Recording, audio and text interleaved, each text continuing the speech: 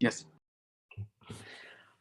Dear friends, hi, and welcome to our lectures here at the virtual Sarvash Camp site and on Facebook and on Instagram and on YouTube.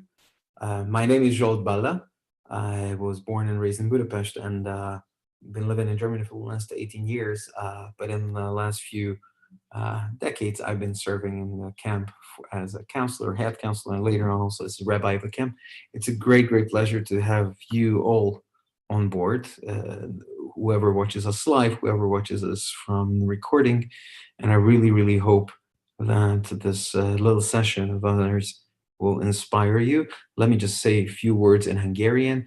Minden kedves nézőt nagyon nagy szeretettel üdvözlünk ezen a csatornán, ahol az online szférában megélhetitek egy kicsit a szarvasi eseményeket, ami sajnos idén mindannyiunk számára egy kicsit hiányzik. Hogyha szeretnétek erről többet tanulni, vagy többet látni, akkor a szarvasi tábornak a websájtján, ami szarvas.camp, C-A-M-P, /events, E-V-E-N-T-S. Ott találtok meg erről több információt, és reméljük, hogy az angolt is illetve ott találtok magyar programot. I just shared with the Hungarians, but I'm also telling you in English.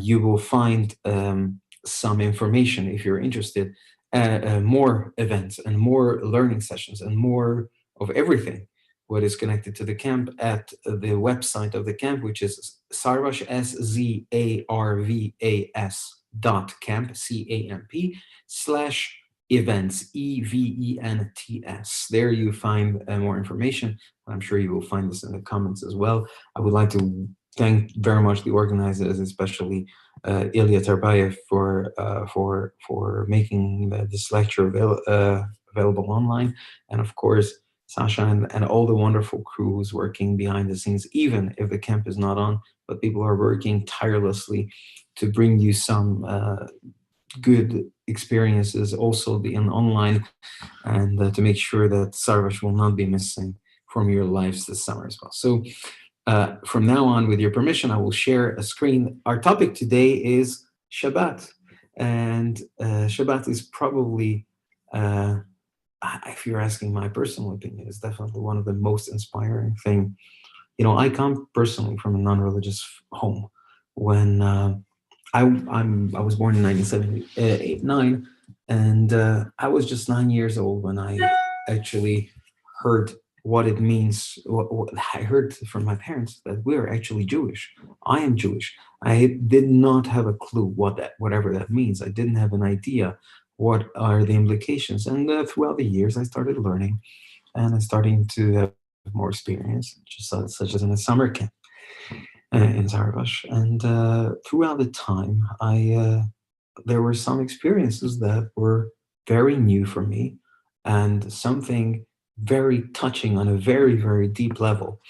And one of them was this amazing Friday night that we all experienced, whoever been to this wonderful camp, when we all stand together, close to 500 people in the cupola.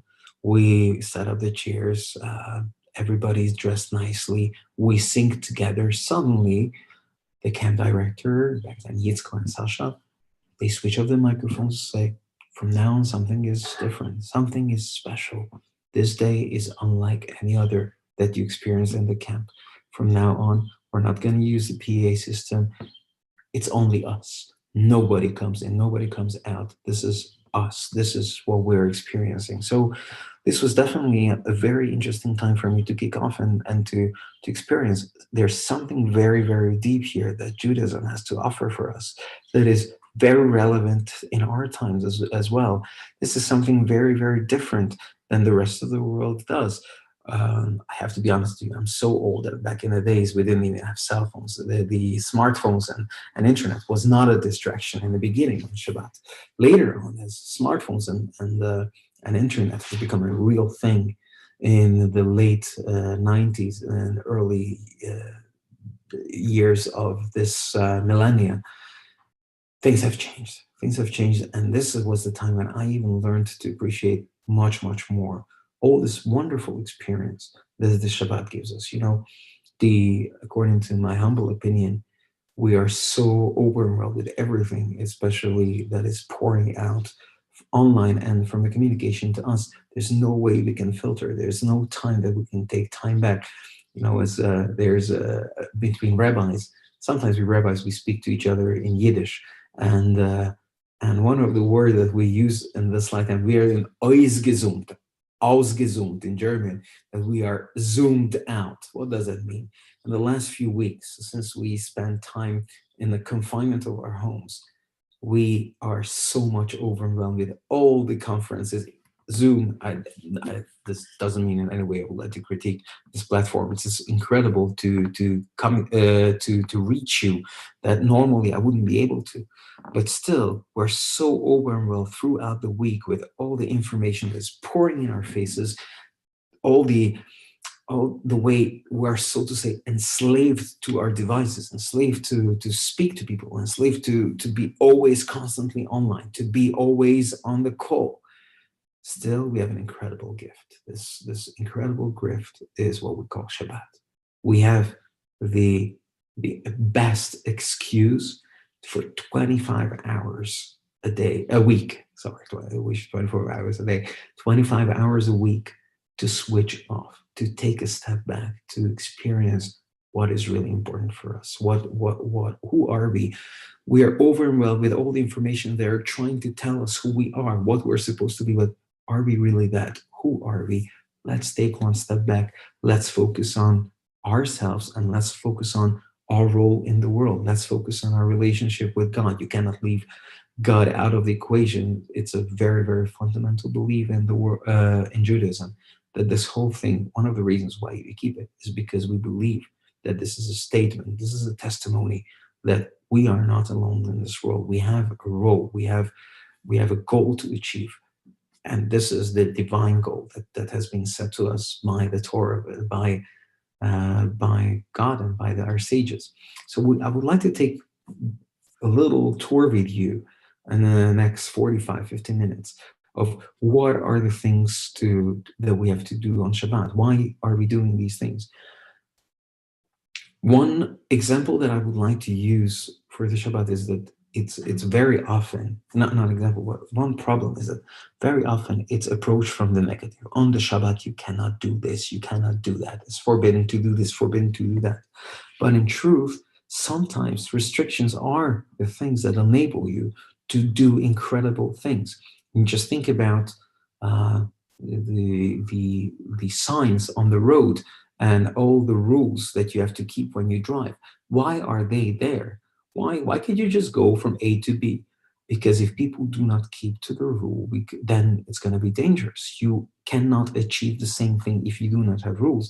When you have rules, yeah, maybe you have to stop at a red light, but you know that there are places where you can go with a high speed without actually being in danger, because you know that no other drivers will come. This is very, very important generally in our lives. Being without rules doesn't help us to reach our goals. Rules are needed that we can go free. Sometimes these rule sets are very, very strict, but they are serving our good. So even though we come from the restrictions, but the truth is they are much more like something that wants to take away the burden from your shoulders in order to let you fly. Shabbat is a time when your soul can really fly.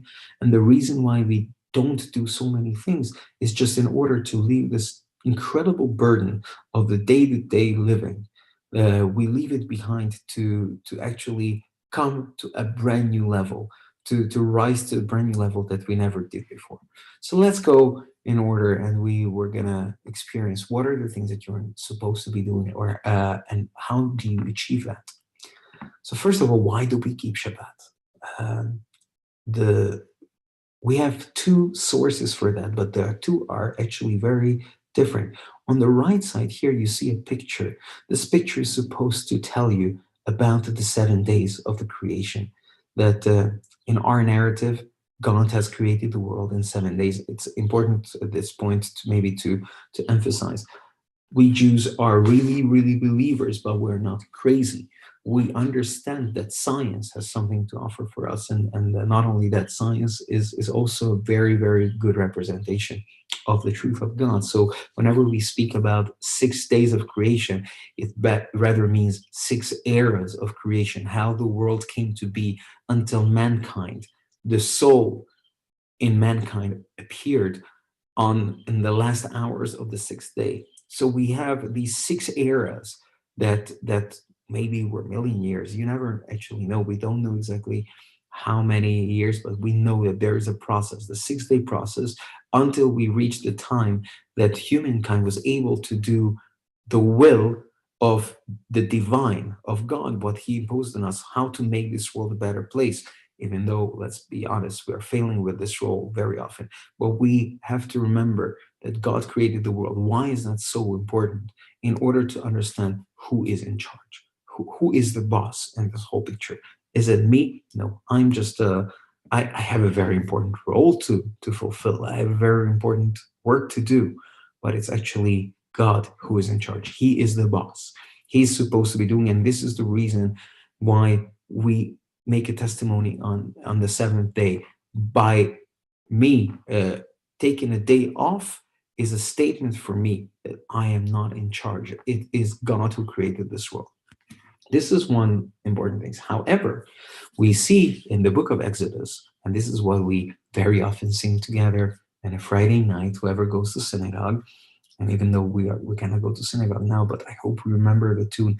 V'shameu b'nei Yisrael.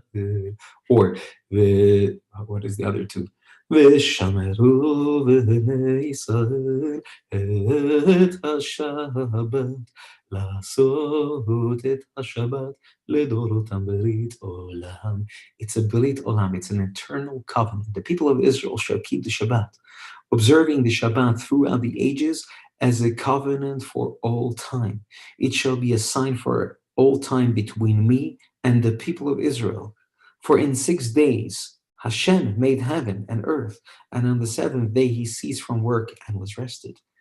It's our goal as the Jewish people to bring this message to the world. I do not actually think that we have any source for taking 1 day off before this text in the world history.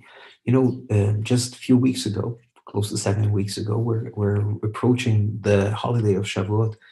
Close to 7 weeks ago, we celebrated the holiday of Pesach, the holiday of freedom, as the Jewish people went free.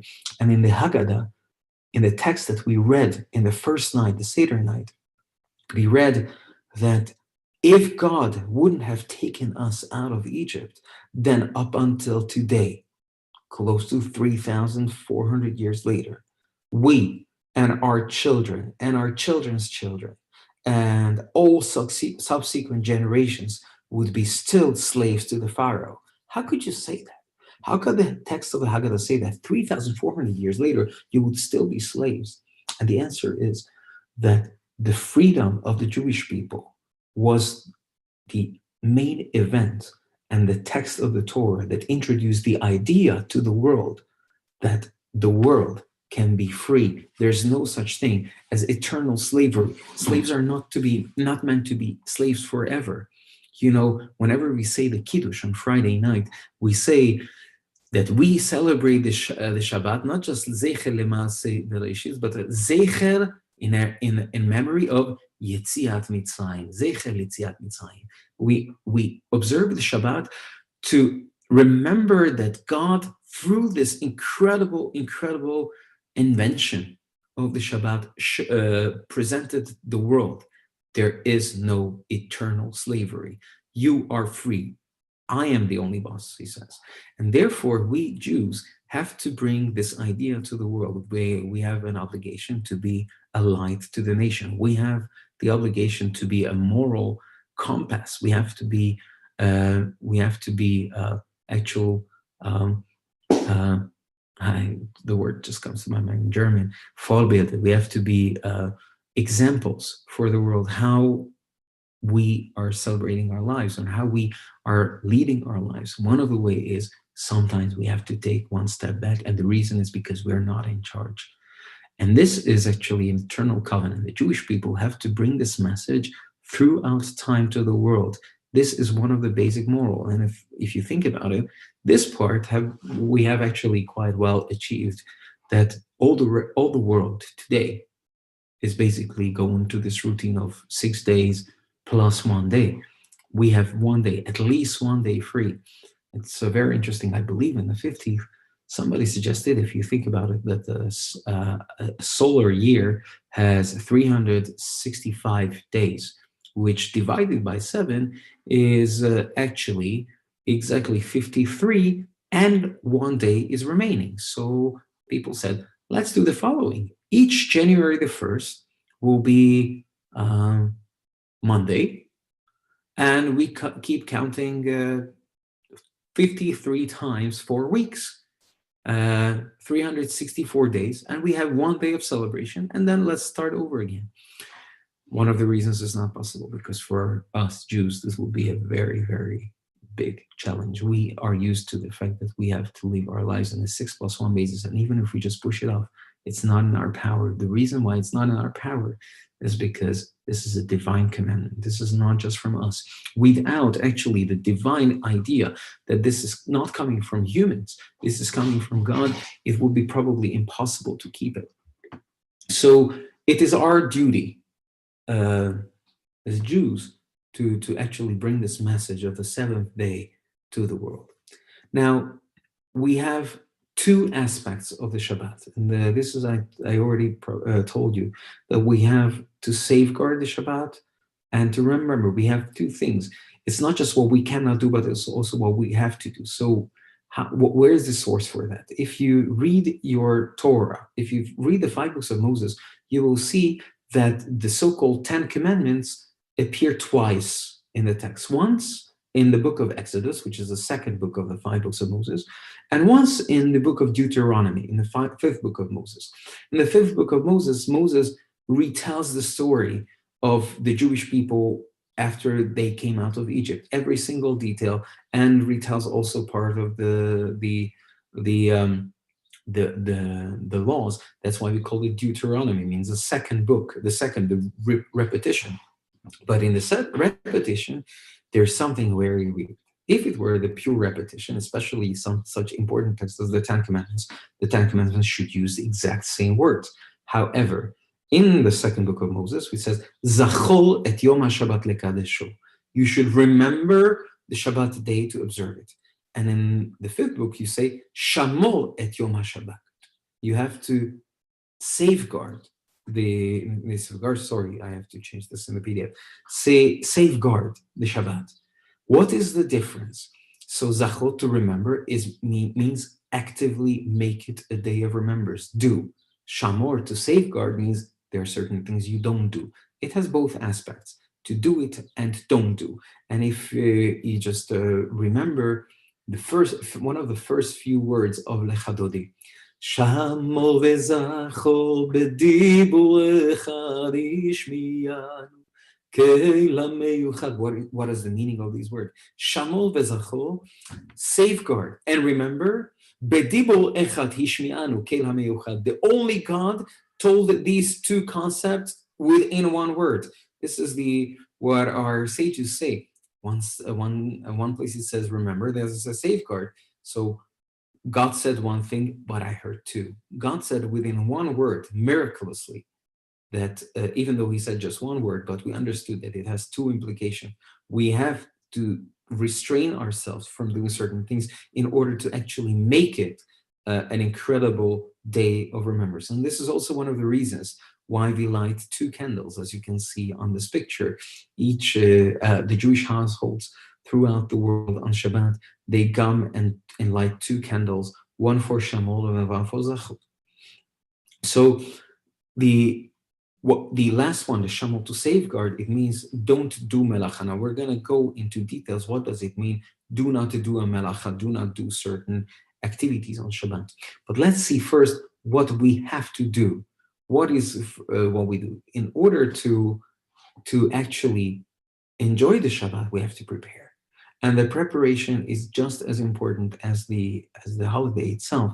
So the Talmud says that on that day, for that day, there's no one person in the world that is more prominent than the other. All the prominent rabbis, even the kings, they themselves took some action, what they do on the Shabbat. If it's just cutting wood for the fire, if it's preparing the apartment, no matter how wealthy person you are, no matter how many cleaning ladies you have to do something on your own to actively pursue this experience, what it means to keep a Shabbat. So I have here a few things. On each Erev Shabbat, you go shopping, you buy flowers to make our home nice, you learn, you prepare the Parashat HaShavua, that each week we have to keep our soul also fresh. How do we do it? That by learning the weekly portion, what we read in the synagogues, to keep ourselves up to date, and to find in the eternal text of the Torah some day-to-day message, what we have to do today. So when we come, we have to wake up early, as the text says here. It's very important that Shabbat is not just we don't leave it somewhere. We have to do it actively. We cook, we prepare the food. You see here the braiding of the challah. That's also something that we will greatly miss and dearly miss this summer, to prepare the wonderful challah in the imaterem and in the kitchen, and to eat our own challah, our own little braided bread in the night when we celebrate the Shabbat. But as you see, it's not only ladies, even though in this picture this is the way it is depicted, but every sort of preparation now, to do it quickly and to get up early in the morning to make sure that all the preparations are needed. This is very important. There's one very important Jewish concept. This Jewish concept is called alacrity. In English, zrizut. Zrizut means enthusiasm. It means joy and an inner drive to do things in the best fashion possible. Now, it doesn't mean that, somebody gave me a good example. If you see somebody running in the morning in a tefillin and a talit, he's running to synagogue. How enthusiastic? No, he's not enthusiastic. He's just late. Enthusiasm means I prepare everything in advance because my eyes are on that matter. So to prepare for a Shabbat, it doesn't mean I have to run and do things. It means I wake up on time and I get up on time and do everything that is needed on Shabbat, including the preparation of the food, including preparation of the house and cleaning of the house, including the cooking. Some say it's a very important factor, aspect of Shabbat, to actually taste the food that we are making. This is also important, to make sure that we have to prepare our body, meaning have a haircut. Men should shave whenever it's necessary, clean their shoes, clean the house, prepare the candles. It's very important that usually married men prepare the candles for their wives, to make sure that they take part of the matter.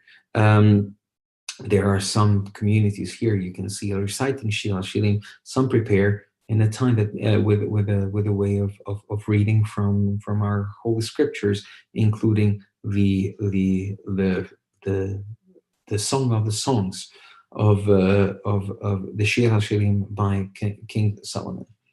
So the house is ready, the table has to be set on time, all the food has to be put on a hot plate. That is very important. Since the Shabbat is not permitted to cook, but everything that we eat on Shabbat has to be prepared before Shabbat, and it can be kept hot and warm. So we have to put this on a hot plate to set the timers, to make sure that we do not actively pursue any activity. And at the end, when everything is ready, the ladies of the home, or if somebody's not yet married, them himself, light the 2 candles of the Shabbat. One is to remember and to do actively these things, and the other is to shamol, to safeguard. And then the men start going to the synagogue, and so obviously also the ladies. It's a wonderful, wonderful time when families can be together and experience this beautiful, actual communal experience. Now, what happens on the Shabbat day? This was only all the preparation. We have a very, very important mitzvah to enjoy actually the Shabbat, to make sure that it's a day that it's not just restrictions. It doesn't mean that you have to sit in a corner, don't do anything. You should actively pursue. So obviously, part of it is going to the synagogue. Part of it is actually having a nice rest. Sometimes you have to have a nice rest on the Shabbat. As a friend of mine in Israel told me, to sleep on a Shabbat afternoon is not comparable to anything else. Why? During the week, you always have something on your mind. What am I going to miss? What if the phone is going to go on? What if I cannot do certain things? But on the Shabbat, no, it's only you. It's really no one else, just you. Obviously, sometimes your children are jumping on your head, but that's just the way it is. One of the things that I personally enjoy the most at each Friday night, when we start our dinner, the father blesses the children. This connection is, I think it's very, very, something very special, that each Friday night, the father comes and takes each child and thinks, what is the best for him? What is the way can I wish him the best? What am I supposed to bring out the best from the children? This is a very, very special time and a very, very special moment when a father blesses the children. And of course, and having a wonderful dinner, everybody together, each generation. A Shabbat meal just on your own is not the same thing, as you can remember how we celebrated in Sarvash, when we say the Kiddush, when we all sit together, we all sing together Shalom Aleichem. These are special, special moments. Then also to learn with the children. This is a very, very important thing, to say the Kiddush. And again, this is very, very crucial. We, in Judaism, we think that every holy event is supposed to come together with some wine. In the case of children, obviously, grape juice. Grape juice is considered to be wine. But this is something very, very crucial and very, very special. The grape juice that we can drink that night, every single thing is connected to holiness, including such profane things as alcohol. We should never misuse things. This is also something that it teaches us, how we use our senses, our absolutely physical capabilities to actually bring this world to a bigger place. In many, many communities, it's also you can see here in this picture that in some very traditional communities, it also happens that the young people come, or the people come together to the rabbi, and they have extra songs, extra teachings, extra cookies and cakes, and something to drink. This is also something that we in our community in Leipzig, I'm living in Germany, we do quite often, if we can, that after a Friday night meal, we open our doors and all the young people, boys and girls, everybody can come to our home where they have some incredibly tasty cakes and sweets that my wonderful wife prepares. And then we sit together, we sing extra songs, we keep on saying some ideas that how to elevate our lives and just to get rid a little bit of the rest. Then the next day it comes, the children should enjoy the day. You know, my children are always looking for some Shabbat sweets. This is it's a very cheap technique, actually, I have to be honest to you, but this is the way it goes. This is we have to somehow install that sometimes I have to make sure that the association with certain things is just a very, very nice day. You know, the tastes of Shabbat, the challah that we eat, the wine. For children to get an extra chocolate, only obviously make sure that everybody's healthy and no obesity and everything. Still, to have a good association that on Shabbat there's something special, something sweet. This is something very important. It's also very important on that day, also what we in Sarvash experience. Shabbat is not just about laying down and sleeping the whole day long. It's also about refreshing our souls. You know, we Madrachim, we always have in the evening, towards the end of the Shabbat, what we call enrichment, to make sure that we ourselves can learn, even though Madrachim are those who are trying to give knowledge over, but to take part in the learning process it's very, very crucial. In Judaism, to learn every single day in your life is something very, very important. On Shabbat, this is amplified many, many times. What you can experience on Shabbat, what you learn, how it can enter your mind, how you can enjoy later on, it's not comparable. What you learn when you're always under a certain pressure of giving back Shabbat is only yours, whatever you learn. And sometimes it's also, in our society, it's very usual that we do everything together. But sometimes it's also good to have separate classes for men and women. This book, what I chose, this is obviously, you can see, this is from a more traditional background, but still, sometimes the message is very important that we in the society, sometimes we have to keep in different groups and different messages to different groups. So I think it's also value, but this is not what we're speaking about right now. On Shabbat, to go to the synagogue and to experience communal prayer is one very, very important thing. It's a way of communication. It's a way of statement, who we are. Even if you're not so religious or you're not so much connected, but to go in a synagogue, sometimes we should do it. Why? Because this is what Jews do on Shabbat. We go to the synagogue. Even if you don't know what to do, but you learn, you get accustomed slowly, and this experience is quite important.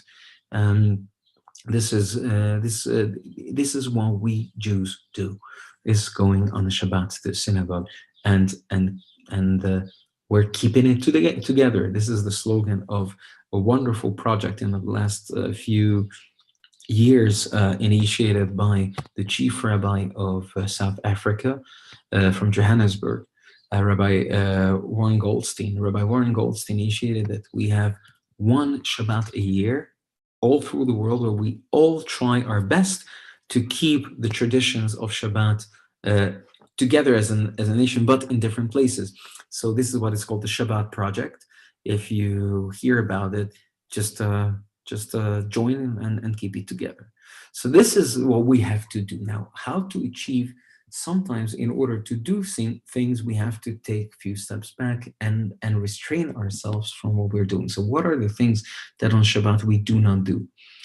On Shabbat, what's forbidden is what we call Melacha. The Torah says in multiple places, Lo ta'aseh melacha, do not do on that day Melacha, work. That is usually translated as work, but the truth is that this is a terminus technicus. This is the word melacha. It does not mean work. If you just think about me as a rabbi, what is my work? I have to teach. So on Shabbat, I couldn't teach. This is obviously nonsense. This is not, rabbis couldn't get anything to do on Shabbat because this is what their work is. So this is not what it means. What is forbidden to do has nothing to do with work. It has to do with certain activities. There's a misconception that Melacha means working, as I told you. There is also a misconception that Melacha means a toil. It means it's a hardship. For example, to do certain heavy things, let's say moving a table, it's forbidden. No, it is permissible. The question is where. Sometimes even moving a handkerchief might be forbidden on Shabbat, but to move a table, even a bigger closet would be perfectly permissible. Third misconception is that Melacha means the use of modern technology. This is also not true. We Jews love being contemporaries. We love living in this contemporary world where we see incredible blessing of new technology. For example, the Zoom, the talk, or this any kind of online streaming that was unforeseen 10, 15 years ago. Even in this pandemic, we're able to communicate to each other in ways that has never been seen before, which is really, truly amazing. And on Shabbat, we need certain technology. This is not the only thing. Is that we have to learn how to control technology and how to be in charge and how not to be controlled by technology, but to use electricity. Of course, we can just not actively manipulate it. These are the three main conceptions.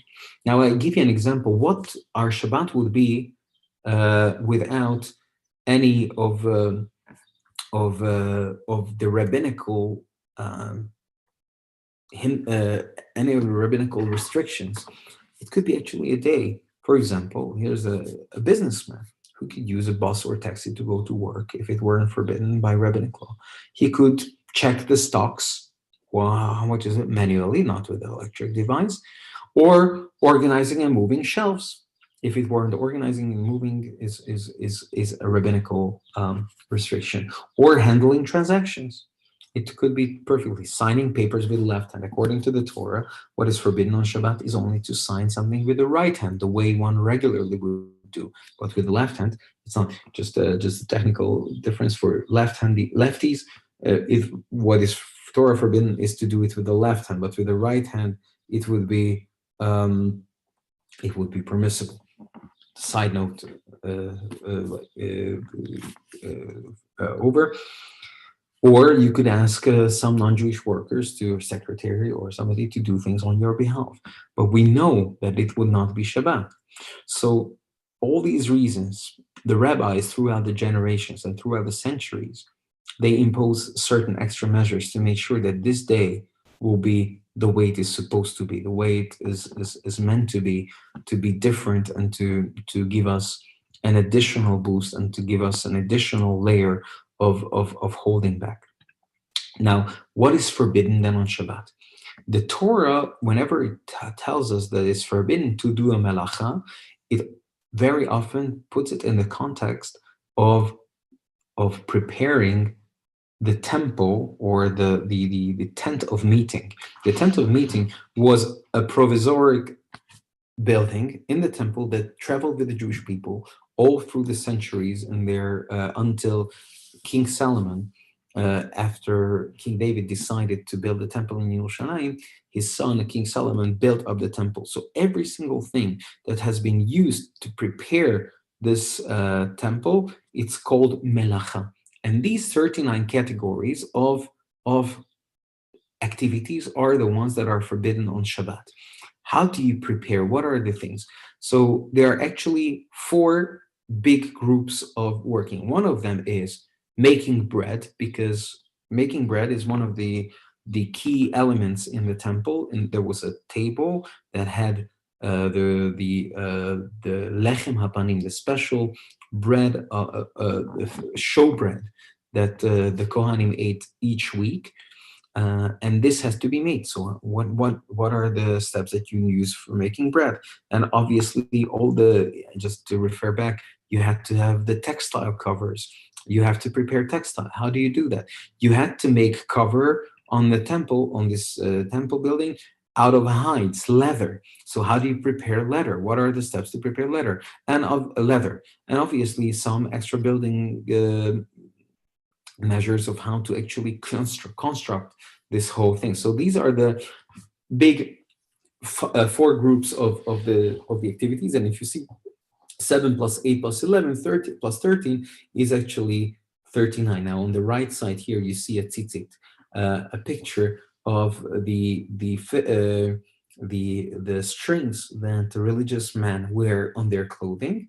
These strings are actually tied also in this way: 7 plus 8 plus 11 plus 13 rounds around the main, around, like one of the strings go around the other 7 strings. So you see, the reason is the where we wear tzitzit is to remind ourselves of the laws, and one of the reasons why this is actually 39, exactly in this division of 7, 8 plus 11 plus 13, to remind ourselves of the laws of Shabbat actually every day. The Torah says that we have the obligation to remember the Shabbat every day, because this is actually the epitome of creation. So now let's just quickly try to go into details of how these groups are built up, and this will come and give you some additional layer of what are the activities. So one of the first group, the 11 activities of making bread. Now, how do you make bread? First, you have to plow the land. You have to prepare the earth. Now, everything that is similar to it is forbidden. Obviously, turning over the soil or actual plowing, but it's also not permissible on that day moving heavy object on the ground that would actually do the plowing, even though you're not intending to do it, but you just intend to move the bench. But if it were to plow the land under it, it's not possible. So therefore, you also do not place flowering buds into water. This is also why you're not removing stones from the earth, or you're not digging a hole. These are things that are all created. Also, um, fertilizing before planting is a part of this prohibition. So you see that this activity is mainly connected to agriculture. The second part is also obviously planting. So with the planting, that means anything to cause it to grow. So you shouldn't place raw potato into water because it would cause it to grow, or placing flowering buds in the water on Shabbat is not permissible. Also, sometimes you eat a good watermelon and you just want to throw the pits away. You should not throw the pits into soil. You should remove them, but you shouldn't put them. Now, you should not be doing anything with the plants on that day. You should really also do not wash your hands over plants, because this would cause the plants to grow quicker. These are all parts. Now, obviously, when any kind of harvesting is also part of the agricultural laws, you should not be taking off any plants from the ground. And there are some additional rabbinic law adjusted to it. That one of the reasons, for example, if you see here this young man riding a horse is not permissible because you might tear a branch of a tree off. This is some of these laws seem to us very, very far-fetched, but the truth is that it helps, even though the reasoning are different. Why we think, still it helps us to understand that also on that day you have to leave your animals rest as well. Also, picking fruits would be not permissible, or to cut grass, any kind of removing anything that is attached to the floor, to the ground, would be not permissible. We continue, then obviously to gather everything. This is also not permissible on Shabbat, because you have, when you cut off the grain, you have to collect it, and this is also one of the things that are not permissible on Shabbat. Collecting things that are produced that are falling from the floor, it's not permissible. Then, if you continue about how you process the grain, you would take the wheat, and from each wheat you would press out the kernels. So pressing, what is called the threshing, is not permissible. This is also something that is forbidden, to take something that is solid and to take liquid out of it, such as, for example, here, using grapes and pressing grapes to juices is also not permissible. To milking a cow. However, it's important to mention that certain things, since the cows are this is the way in Judaism we always find actually the help of technology. Today, cows in Israel who need to be milked on Shabbat, because if they are not milked, then they're going to have actually pain. They are attached to the milking station, before the Shabbat, and they are milked also, so they will not have any pain.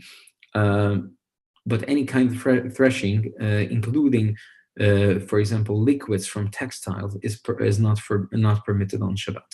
Also, squeezing any kinds of fruit juices, they're all supposed to be done before the Shabbat. There are certain ways that you can use, for example, lemon on a fish. It's permissible if it's coming from a solid to unsolid. Now, I would like to express at this point that these rules seem to be very, very far-fetched, or why do we do this? But the truth is, the more you get accustomed to it, the more it's coming from a routine, you understand that these are all meant to make your day something very, very different, something different, something that is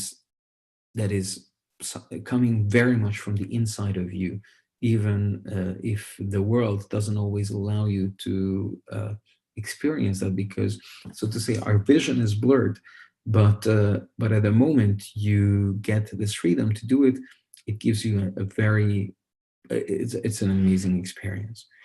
So we go, just in case, we have this very interesting work of winnowing. Winnowing, when you separate uh, wanted from unwanted objects, because back in the days you press out the wheat kernels from the straw, and then you throw it in the air, let the wind blow it away. So this is also any kind of separation. There are actually three activities that are in that. It's very important that you do not separate the undesirable out of the desirable object. There are certain ways to do this. Is one of the most then this is one of the hardest way to do it, because this is one of the hardest mitzvot, so hardest prohibitions on Shabbat, to actually how to remove something that you don't want. For example, a fly comes in your tea. How can you remove it? It's a very interesting question on its own, whether how you are able to do that. Then sifting, grinding, any kind of grinding something to smaller pieces is not permissible because of the Shabbat. And this is also one of the causes, one of the reasons why our sages forbade medicine on Shabbat. Medicine, because you might come to grind certain plants.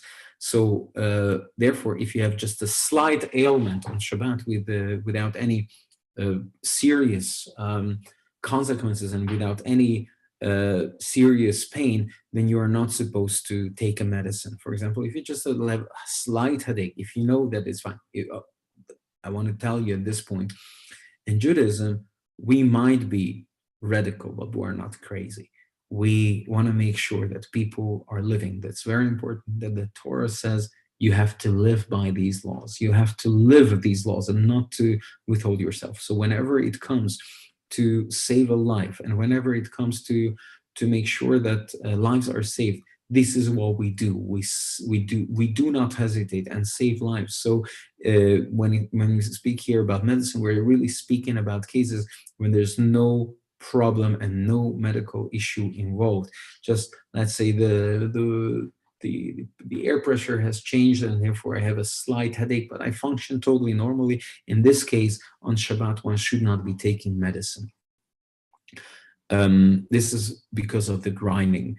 Then sifting, obviously, this is also one way of removing wanted object from unwanted object. You see that there are three different things to do that. Then kneading, kneading, that you take something that is liquid and something that is a powder to prepare out of it a dough.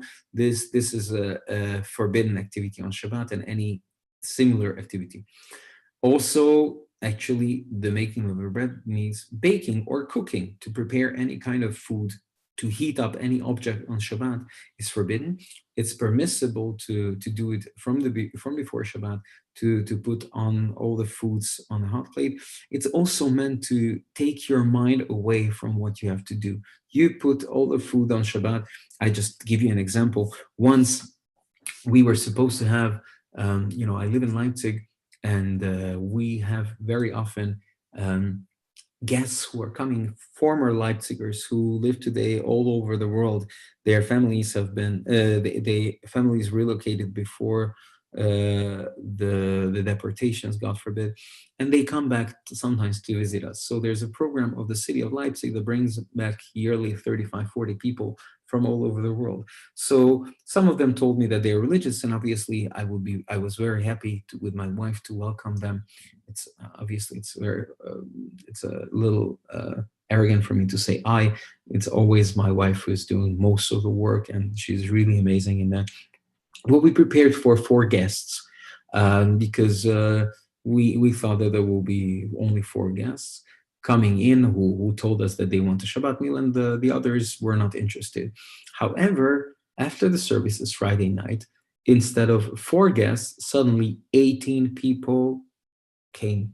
And I have to say that this was a little shock. But at the time, how can we relate to it? Whatever, doesn't matter. They know that they were not supposed to come. We're going to fit everybody in. And how much food we have? Were my wife to know that before, she would have been running crazy. Is the food going to be enough? Shabbat is over. They're coming, whoever comes. Whatever we have. It was one of the most relaxed and one of the most beautiful Shabbat meals, very, very spontaneous, that we had in our home for 18 people instead of only 4 guests, which is the 5 of us. But instead of 9, we had 18 people, and the food was just enough. As you see, it's always the case. There's always enough food for everybody who comes in. So, but on Shabbat, we have to prepare from before Shabbat, and we have to get ready and not to cook on Shabbat. So now comes the second group, the making of the textile. I'll try to keep it relatively short. Textile, you can mainly make what is here speaking about is how you do it from wool. You have to shear the animal, then you have to make it white. You have to bleach it. Anything that is washing the textile is not permissible on the Shabbat. Also, to combing the textile is not permissible. Then to take it to color it is also part of the textiles in the temple had to have a certain color. It's not permissible to do any kind of coloring on Shabbat. Then you have all the way you make how do you call this machine where that actually prepares the textile. Every single part of it is considered to be an act on its own. They are not permissible from the strings actually to prepare the textile. And then to tie together, or then to sew together, and to untie or to tear. These are all forbidden activities. This is the famous question that people ask: do you guys really tear the toilet paper before the Shabbat? It is true, but it's not because it's just prepared before Shabbat. It's not that I'm worried about this. Or I can just simply straight away buy a type of paper that is already torn into pieces. Then we come to the third big group, and this is preparing leather for the hides on the temple. For that, I need to obviously to get hold on the animal. So I have to trap the animal. Then I have to shecht the animal. I have to ritually slaughter the animal, then to take the hides off, then to tan the hides. These are all activities. Whatever is similar to that is forbidden. And then to comb off, not to comb off, but to scrape off the from the hides, whatever is, then to mark the letters, and then to tear it along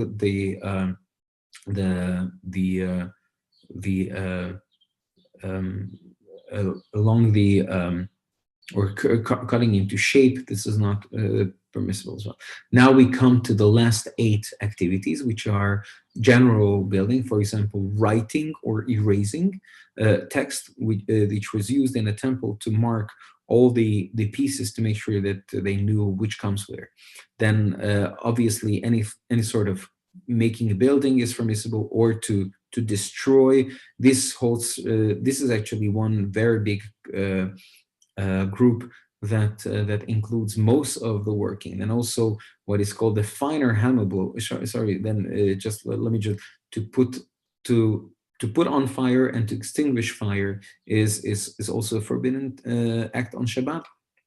And what is one of the biggest category is what is called the finer hammerable. The finer hammerable means actually making the last step to create an object usable.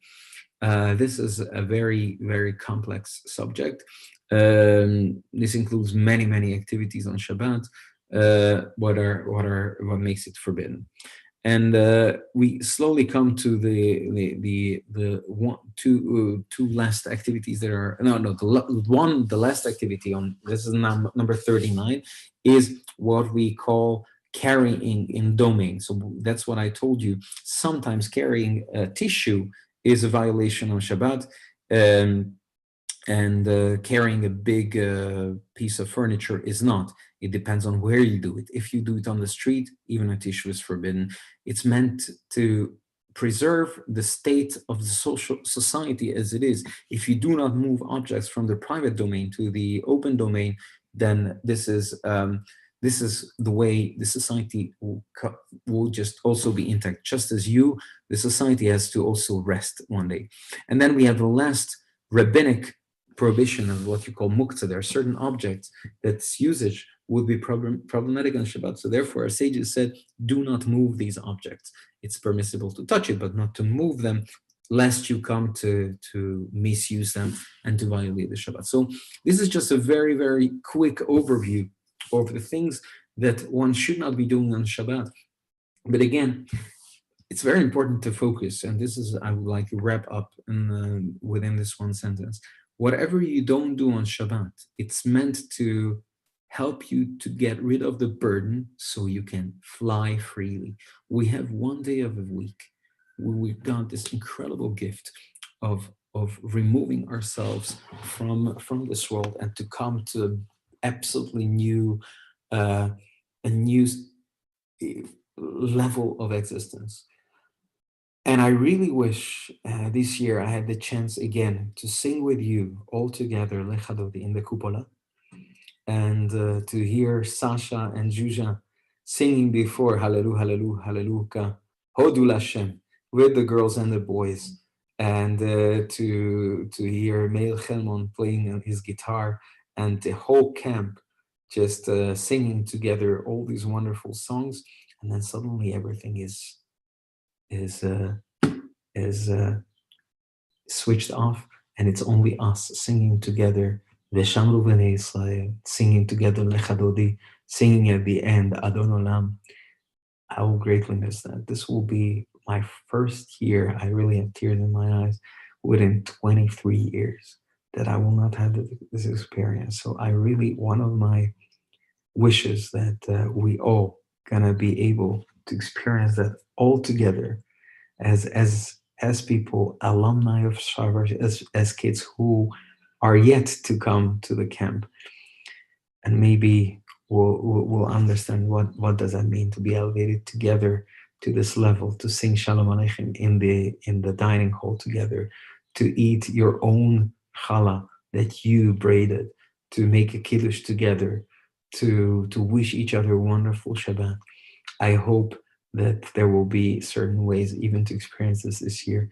So at this point, I would like to thank very much again Ilya and all the organizers from the camp. And I love you guys. We miss you very, very much. And can't wait to reunite, not just in the online platform, but in real life. And may you have a blessed Yom Yerushalayim, the day of Yerushalayim, which is really an amazing opportunity as well. After that, a wonderful Shabbat. And next year, the culmination of the 7 weeks after Pesach, a wonderful Shavuot. We have a packed 7 days coming up. You guys be well.